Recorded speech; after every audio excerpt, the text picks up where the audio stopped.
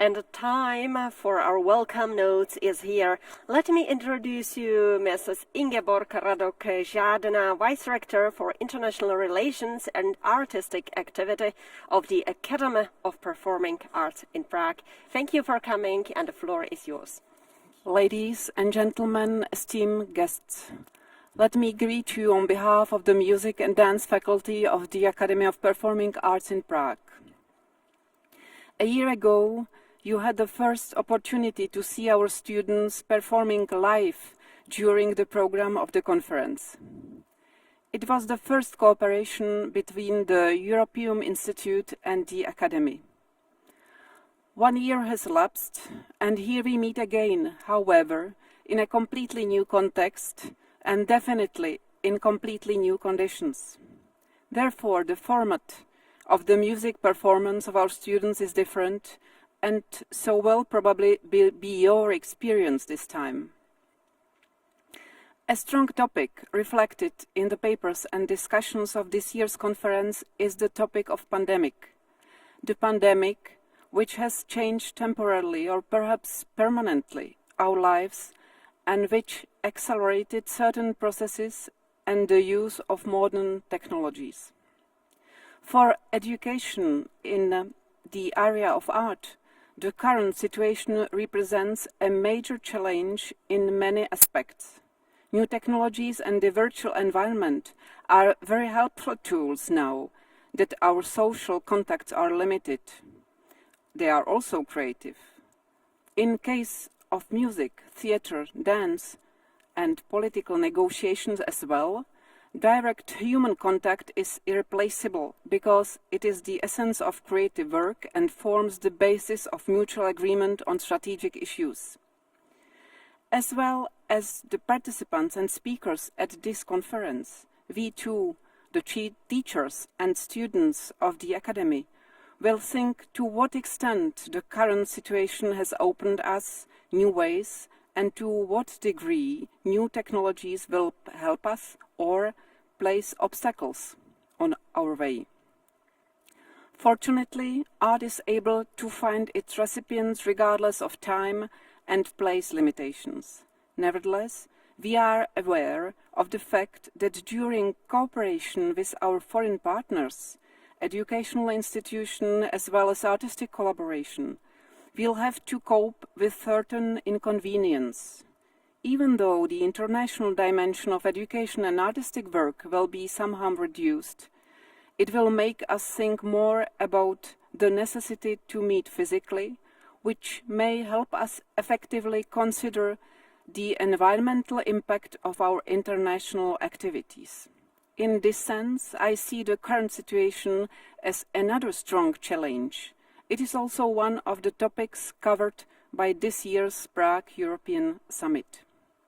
I wish you a fruitful second day of the conference, and I hope you enjoyed the live-streamed performance of our students as a pleasant accompaniment to your session. Thank you.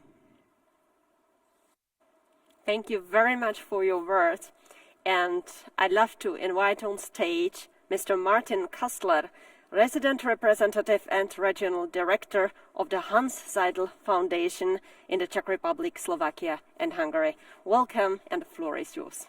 Thank you. Thank you so much.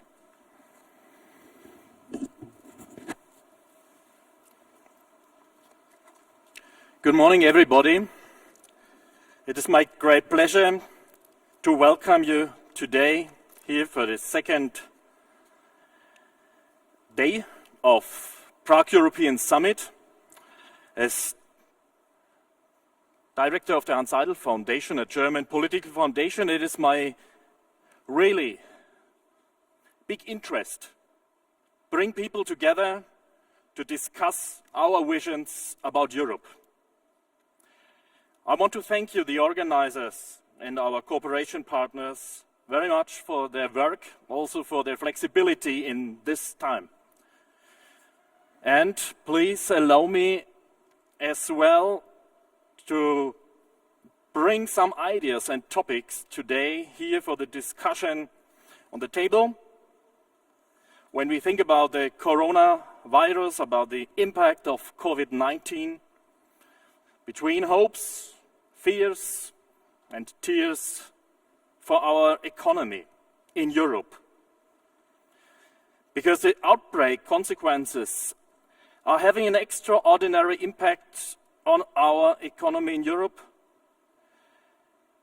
Supply chains are affected and market access is restricted or not longer possible in a way that we know.